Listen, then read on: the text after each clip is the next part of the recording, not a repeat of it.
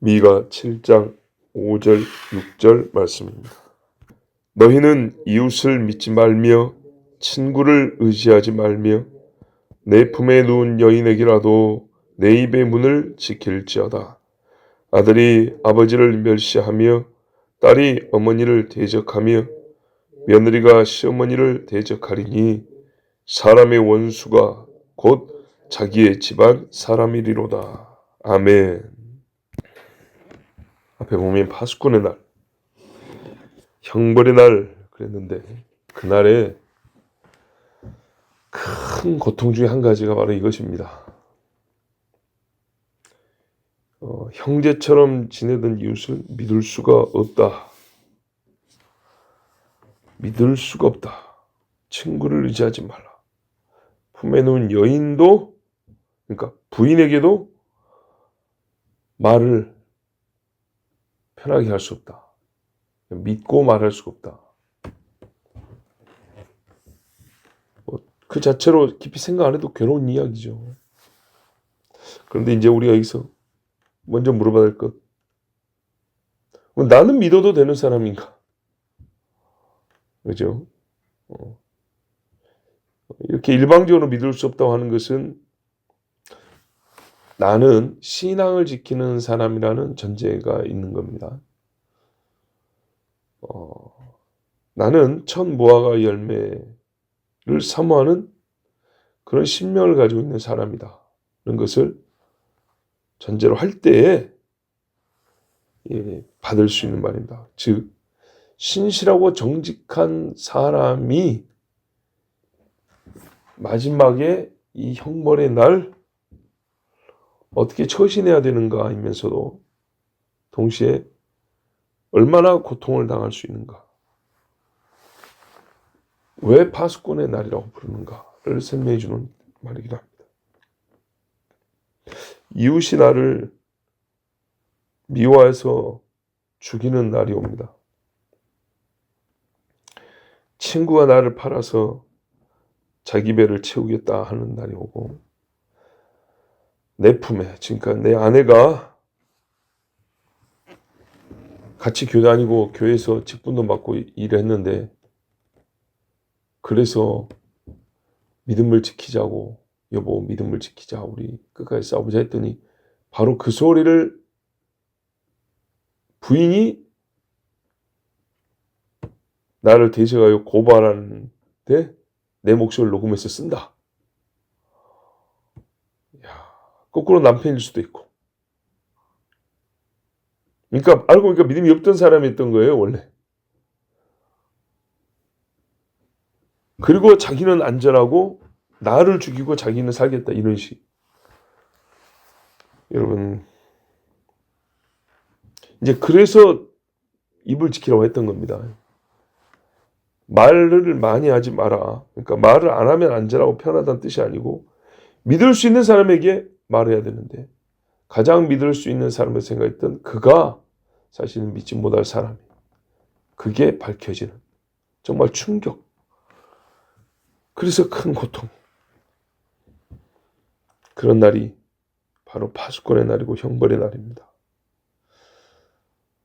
그러니까는 말을 하지 말고 벙어리처럼 살라는 게 아니라 어느 정도는 신중해야 최소한의 아니라도 확보할 수 있는지, 얼마나 경계를 해야 허망하게 죽임당하는 일이라도 막을 수 있는지. 자, 악인이 나를 해할 빌미를 주지 않아야 된다는 것이죠. 지뢰밭이 앞에 있고 나는 꼭 거기를 지나가야 된다고 해서 일부러 지뢰를 밟을 필요는 없잖아요. 자, 아들이 아버지를 멸시한다. 이제 대등한 관계 정도 아니고요, 손 아래, 내가 존경받아야 되고 내가 높임받아야 되는 그런 관계인데 내가 멸시를 당하고 욕을 듣고 진짜로 나의 적이 돼서 나를 때리고 죽이는 데 넘겨준다. 아들, 딸, 며느리가. 그러면 이거 진짜 이제 이런 상황이면요 살고 싶지 않을 것 같아요, 솔직히. 네. 야, 이래 살아서 뭐하나 하는 생각이 절로 들 것 같아. 왜냐하면 기쁨의 원천이잖아요. 자식은. 부모는 아무것도 못해도, 연세가 들어 못해도 높여야 되고 공양해야 될 그런 분이라면, 자식은 아무것도 안 해도 자식이니까 예쁜 그런 관계잖아요. 그런데 이 아들이 대적하여 싸운다. 기쁨의 원천이 슬픔의 우물이 되었을 때 차라리 거기서 빠져 죽고 싶다는 생각이 보통의 사람의 마음이면 절로 들 것이라 생각합니다. 그 정도로 이게 괴로운 이야기입니다. 부모를 내쫓고 가서 죽어버렸으면, 잃어버리면, 그래서 실제로 지금도 많은 분들이 자살을 하는데, 원수가 자기 집만 사는 거예요. 원수는 뭡니까? 니 죽고 나 살자 아닙니까? 예.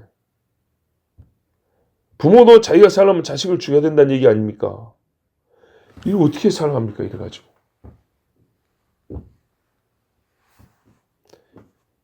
오절 같은 경우는 이제 친구 이웃이니까 그래도 바뀌라고 생각을 하면, 이건 자식들은요, 내 품 안에, 내 집 안에 내가 가장 사랑하고 서로가 의지해야 될, 존재적으로 그렇게 해야 될 사람들인데 서로 원수가 됐다. 이게 우리가 마지막 환난의 날이라고 합니다. 지금 점점 그렇게 되어가고 있는데, 어느 한 집만이 아니라 전반적으로 이런 일이 되어가고 있습니다. 자, 다시 언제 이런 일이요? 1절부터 4절 요때 정직한 자가 끊어지고 경건한 자가 없어지고 지도자와 재판관이 뇌물을 구하고 권세 있는 자는 자기 마음에 욕심이 있는 것만 말할 뿐만 아니라 그들이 서로 결합하여 악을 행하는 이때. 가까웠죠. 정말. 바로 이 날이요, 예수님이 또 가르친 날이기도 합니다. 제자들에게 뭐라 그러냐면, 누가복음 12장 51절 이하에 보면, 마태복음도 있지만, 내가 세상에 화평을 주려고 온 줄 아느냐?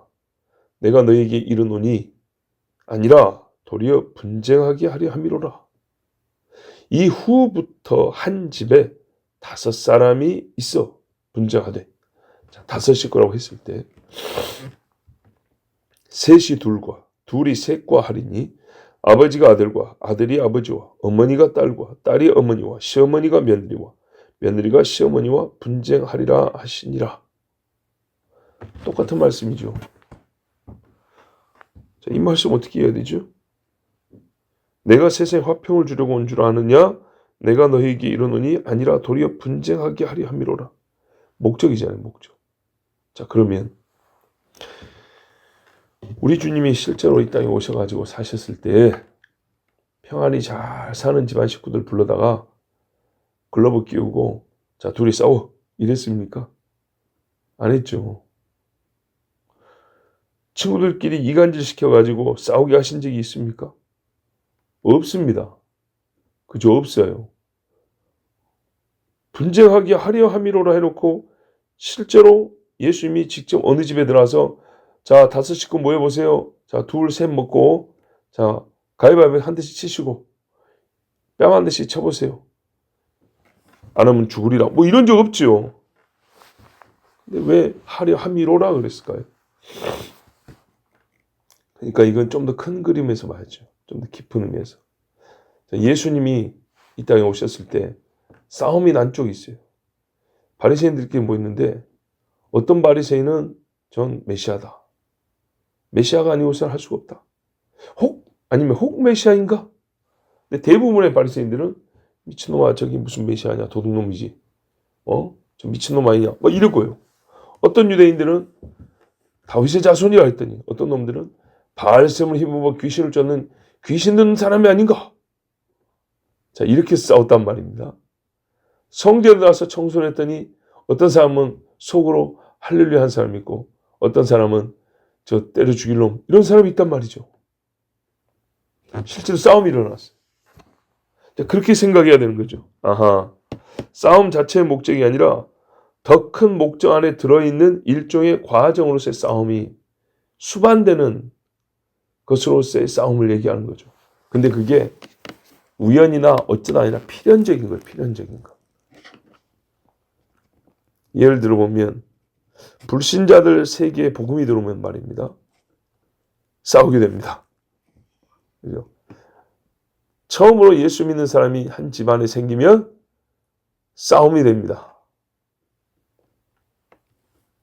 이걸 또 확대하면 온 세상이 복음을 거부할 때, 하나님을 대적할 때 그리스도인은 그 온 세상의 적이 됩니다. 그 온 세상에는 나의 식구도 포함이 됩니다. 신학과 신앙관이 다를 경우에 같은 교회에 등록한 그리스도인인데도 불구하고 싸움이 납니다. 그러니까 한 집안 식구인데 아버지는 주님 오실 날이 가까웠으니 기도하지 않는데 아들은 아버지 왜 그렇게 이상한 신앙을 갖고 계세요? 이렇게 서로 한 교회를 다니고 있다. 자, 그랬을 때 정말 때가 오면요 싸웁니다. 자, 그래서 이런 일들을 말입니다. 종합적으로 생각한다면 주님 말씀과 오늘 본문을 충분히 이해할 수 있습니다. 우리 주님이 미가서 말씀을 인용하여 자기의 때를 말씀한 것을 생각한다면 곧 미가가 이 말한 이 날이 언제냐 했을 때 분명히 환란의 날이고 형벌의 날이고 파수꾼의 날이라는데 예수님이 또 내가 온 것 이렇게 말했단 말이죠. 그랬다면 초림에 예수님 오셨을 때 이 싸움이 있었고요. 재림에 곧 주님이 다시 오실 때 이 싸움은 정말 극에 달할 것이라는 것을 알 수가 있습니다. 한 집안에 같은 교인이라고 하는데도 이런 싸움이 일어날 겁니다. 저 TV에 나온 저 사람이 진짜 그리스도냐 저 그리스도냐를 갖고 싸울 겁니다. 짐승의 표로 하는데 아니라 이거는 다르게 어떤 그 정말 그 멋들어지게 붙여진 이름으로 우리의 경제생활을 돕기 위한 그 표일 뿐이다. 아니다, 짐승의 표다. 이거 받으면 돌이킬 수가 없다. 이래서 싸움을 합니다. 이거는 어마어마한 싸움이 될 겁니다. 그런데 여러분 이 짐승의 표라는 거 사람 몸에 이 주입하는 이 문제로 말입니다. 1981년도에 대중 신문에 처음으로 공개된 걸로 제가 알고 있습니다. 어마어마하죠. 81년도에. 사실은 짐승의 표에 대해서 제 나름대로도 어릴 때부터 들어왔고 조사하고 막 했지만 2009년도에 지금부터 16년 전에 제가 청년들에게 당시에 여름 수련회 때 처음으로 직접적으로 강의를 했습니다. 굉장히 큰 긴장감을 가지고 강의를 했었는데 그 중에 알아먹고 어디서 들은 바가 있는 청년들이 몇 사람 있어서 참 그때 서로 호응하고 도움이 됐던 기억이 나는데 우리 성도들에게도 제가 16년도 수련회 때 한번 특강 시간에 말씀을 드렸죠. 이제 큰 맥에서는 같지만 구체적인 주제는 다른 거였어요. 다시 한번 이 짐승의 표에 대해서 우리가 한번 또 드려야 될 때가 되지 않았나 생각이 들긴 하는데 자 이렇게 해서 싸우면 말입니다. 진짜 집안 식구 원수가 됩니다. 원수가. 정말 무섭고 두렵고 괴로운 날이 올 것입니다. 진짜 생각하기 싫습니다. 생각하기 싫은 그냥 안 생각하고 살고 싶은데 옵니다. 하나님이 있으리라 했기 때문에 반드시 있습니다. 자, 이때 분열하지 않고 말입니다. 적어도 우리가 죽더라도 같이 죽으면 낫지 않겠습니까? 살아도 같이 살고. 그런데 가족끼리 찔러 죽이면 되겠습니까? 그러면 어떻게 해야 되냐? 지금부터 한 신앙관을 가지고 신앙생활을 하기를 힘써야 합니다. 정말. 방법이 뭐가 있습니까? 진짜. 그리고 그 한 신앙관이 변하지 말아야 합니다. 한 번, 두 번 언급했는데 코로나 때 우리 교회를 구청에 있다가 고발한 사람이 있다니까요. 근데 교회 실정을 알고 말한 거예요. 구청에서 전화가 왔어요. 어쩌고 저쩌고 얘기하는. 이거 밖에 사람이 알 수 없는 건데. 밖에 사람 같으면 뭐라 말했어요? 우리 동네에 어떤 교회가 있는데 일요일날 보니까 사람들이 많이 들어가더라고요. 밖에서 본 이야기를 해야 되겠죠. 그런데 안에 와서 봐야 알 수 있는 이야기예요. 그 자체로 괴로운 일이었습니다. 한 교인이 세상의 당국에다가 같은 교인들을 고발했다. 뭔가 행정 조치가 들어왔다 하면은 그것을 원한다는 거 아닙니까? 차라리 예배를 안 드리더라도 그것을 원한다는 거 아니에요. 그죠? 우리가 그 자체가 안전만을 위해서가 아니고요. 그런 행위를 하는 의도와 목적, 어떤 사고를 가지며 할 수 있는 걸 생각해 보면 무서운 이야기입니다. 한 신앙관을 가지고 있어야 되고요. 그날이 오기 전에 무너지지 않아야 됩니다. 문제는. 예. 이날이 오기도 전에 더 작은 일에 벌써 꼬그라지고 미끄러지고 자빠져서 이제 안 일어날래 잃어버리면 뭐 갈 필요도 없고요. 그날 가기도 전에 벌써 원수가 되고 미워하고 진짜 난리가 날 겁니다. 그리고요, 진짜 현실적으로 남의 가족 중요하죠. 그죠? 전체 교인 다 중요한데 내 식구부터 잘 챙겨야 됩니다. 진짜. 내 식구가 변절되지 않고 내 자녀가 믿음이 떨어지지 않기를 진짜로 기도해야 됩니다. 가르쳐야 됩니다. 예.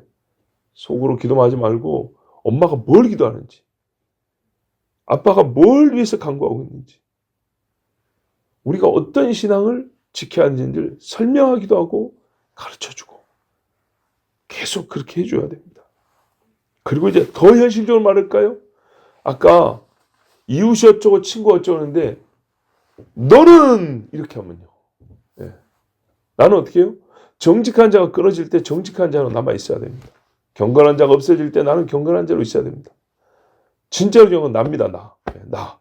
내가 하나님 앞에 계속 예배하는 사람이 되고 믿음이 떨어지지 않도록 계속 기도해야 됩니다. 예수님 그랬잖아요. 믿음이 떨어지지 않기를 기도하라. 믿음이 떨어지지 않기를 계속 기도해야 됩니다.